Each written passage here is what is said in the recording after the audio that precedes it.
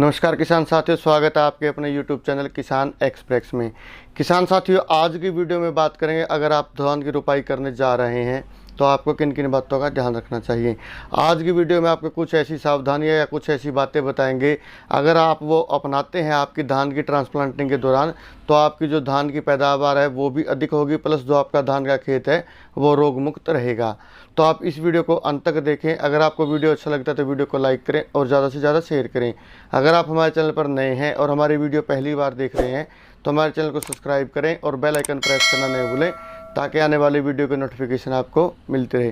किसान साथियों, जब भी हम धान की ट्रांसप्लांटिंग करते हैं तो सबसे पहले सावधानी हमें यह रखनी है कि हमारी धान की जो नर्सरी है वो कम से कम 21 दिन की हो और अधिक से अधिक 25 दिन की हो। यानी कि 21 दिन से पहले की नर्सरी हमें ट्रांसप्लांट नहीं करनी है, हमारे खेत के अंदर नहीं लगानी है, और 25 दिन के बाद की जो नर्सरी है हमें हमारे खेत के अंदर ट्रांसप्लांट नहीं करनी है। क्योंकि अगर हमने ज़्यादा छोटी नर्सरी लगा दी हमारे खेत के अंदर तो पानी के कारण वो नर्सरी जो है पानी के नीचे चली जाएगी और वो मर जाएगी। अगर हमने ज़्यादा बड़ी नर्सरी लगा दी, यानी कि अब आपने 30 दिन की 32 दिन की अगर नर्सरी लगा दी, तो वो अच्छी तरह से उस वहाँ पर अपनी पकड़ नहीं बना पाएगी और जो उसका पौधा है वो पक जाएगा।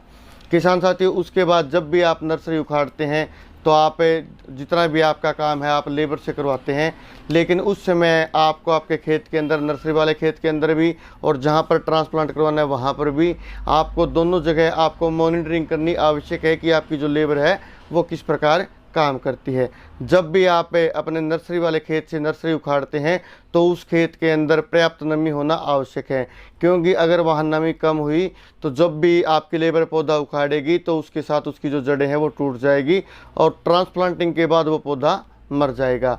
इसलिए आपके नर्सरी उखाड़ते समय नर्सरी वाले खेत के अंदर पर्याप्त नमी आवश्यक है। किसान साथियों, उसके बाद जब भी आपकी लेबर नर्सरी उखाड़ती है तो आपका मॉनिटरिंग करना आवश्यक है वो नर्सरी किस तरह उखाड़ रही है, क्योंकि 90 से 95% लेबर क्या करती है, धान के पौधे को कुछ इस प्रकार पकड़ती है और उखाड़ने के लिए अपनी तरफ खींचती है। लेकिन ये विधि गलत है, क्योंकि अगर इस प्रकार से वो पौधा खींचती है तो उसकी जो जड़ें हैं वो टूट जाती हैं। धान का पौधा हमेशा यहाँ से पकड़ने के पश्चात सीधे ऊपर की तरफ खींचना चाहिए, ऐसे उखाड़ना चाहिए। इस प्रकार अगर आपकी लेबर धान का पौधा उखाड़ती है तो जो आपकी धान का जो पौधा है उसकी जो जड़ें हैं वो टूटते नहीं और ट्रांसप्लांटिंग के बाद जो आपका पौधा है वो नहीं मरता। किसान साथियों, उसके बाद जब भी आपकी जो लेबर धान का पौधा उखाड़ती है तो आपको उस समय एक और मॉनिटरिंग करनी आवश्यक है। उसके अंदर आपको क्या देखना है, उसके अंदर आपको देखना है कि जो आपका पौधा है उसकी क्वालिटी कैसी है, क्योंकि कुछ ऐसे पौधे होते हैं जिनके अंदर नर्सरी के अंदर ही बीमारियां आ जाती है। अगर हम वो पौधे हमारे खेत के अंदर ट्रांसप्लांट कर देते हैं, हमारे खेत के अंदर लगा देते हैं, तो वो बीमारियां पौधों के साथ हमारे पूरे खेत में चली जाती है।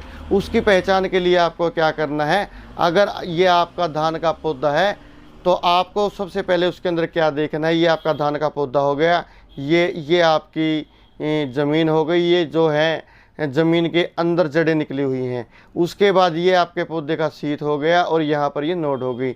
अगर आपके पौधे के नोड के पास में अगर कोई जड़ें हैं इस प्रकार की, ज़मीन से ऊपर, ये ज़मीन हो गई, ज़मीन से ऊपर इस प्रकार की कोई जड़ें हैं, तो आप उन पौधों को अपने खेत के अंदर ट्रांसप्लांट न करें, क्योंकि इन पौधों के अंदर 101% बकानी रोग आएगा ही आएगा। यानी कि जो झंडा रोग है, जिन पौधों की जड़ें ज़मीन से ऊपर निकली हुई है यहाँ नोड के पास, वहाँ पर झंडा रोग आता ही आता है उन पौधों के अंदर। इसलिए आप इस प्रकार के जो पौधे हैं अपने खेत के अंदर ट्रांसप्लांट न करें। दूसरा, जब भी आपकी लेबर पौधा उखाड़ती है तो उसकी जो नीचे की जड़ें हैं आप उनको भी अवश्य चेक करें, क्योंकि कई बार जो हमारी धान की नर्सरी है उसके अंदर नीमाटोड की बीमारी आ जाती है। तो आपको नीमाटोड चेक करने के लिए आपकी जो धान की नर्सरी है, जो उसकी नीचे की जड़ें है, उसमें इस प्रकार की जो गांठें हैं अगर वो बनी हुई हैं, ये देखिए आप, इस प्रकार की अगर गांठें बनी हुई है तो ये नीमाटोड की गांठें हैं। अगर आपने ये धान की जो नर्सरी आपके खेत के अंदर ट्रांसप्लांट कर दी तो जो आपका पूरा खेत है उसके अंदर नीमाटोड की समस्या आ जाएगी और आपकी जो प्रोडक्शन है उसके ऊपर प्रभाव पड़ेगा और जो आपकी गुणवत्ता होगी जो आपकी धान है उसके ऊपर विपरीत प्रभाव पड़ेगा। इसलिए आप इस प्रकार के पौधे भी आपके खेत के अंदर ट्रांसप्लांट न करें जिनके अंदर निमाटोड की समस्या है। किसान साथियों, धान की नर्सरी उखाड़ने के पश्चात जिस प्रकार आप अपनी धान के बीज का उपचार करते थे, ठीक उसी प्रकार आपको अब आपकी जो धान की नर्सरी है उसका उपचार करना है। इसके लिए आपको क्या करना है, आप इसके लिए कोई भी फंजीसाइड ले सकते हैं। ये मेरे पास स्प्रिंट है, आप ये भी ले सकते हैं। इसका आपको एक घोल बनाना है, 2 ग्राम प्रति लीटर पानी के हिसाब से आप इसका घोल बना दीजिए। और जो आपकी धान के पौधे हैं, जो उसकी जड़ें हैं, उनकी जड़ों को उस घोल के अंदर डुबोकर और निकाल दीजिए। और उसके पश्चात ही आप अपने खेत के अंदर उसे ट्रांसप्लांट करें। इससे क्या होगा कि जितने भी जड़ में फंगस संबंधित जितनी बीमारियां होती है, उससे जो आपका पौधा है उसको प्रोटेक्शन मिलेगी, और जो आपकी उत्पादन है वो भी बढ़ेगा, और जो आपका खेत है वो रोग मुक्त रहेगा। क्योंकि धान के खेत के अंदर फंगस के जो रोग हैं बहुत शीघ्रता से आते हैं। इसलिए आप जब भी धान की रोपाई करते हैं तो उस धान की नर्सरी को किसी भी फंजीसाइड के घोल के अंदर आप उपचारित अवश्य करें। किसान साथियों, उसके बाद जब भी आपकी लेबर आपके खेत के अंदर धान की नर्सरी की रोपाई करती है तो उस समय भी आपको मॉनिटरिंग की आवश्यकता है।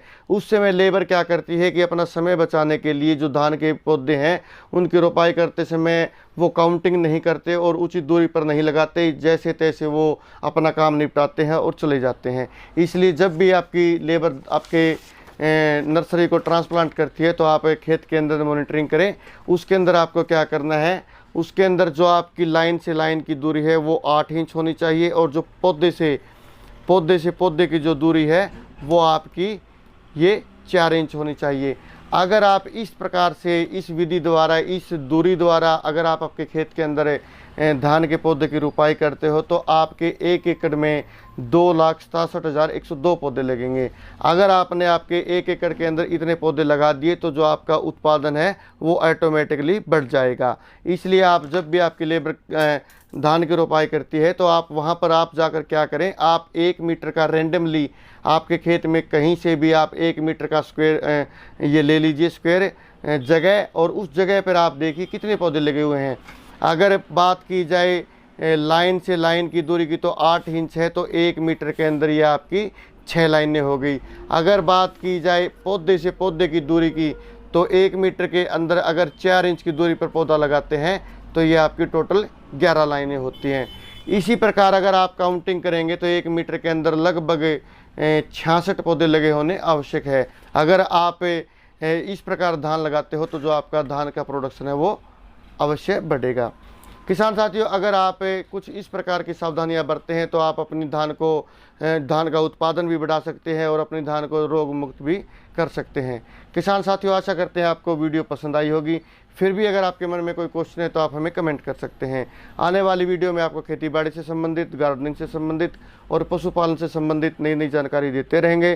तब तक बने रहिए हमारे साथ, देखते रहिए हमारे चैनल पर। धन्यवाद। जय हिंद।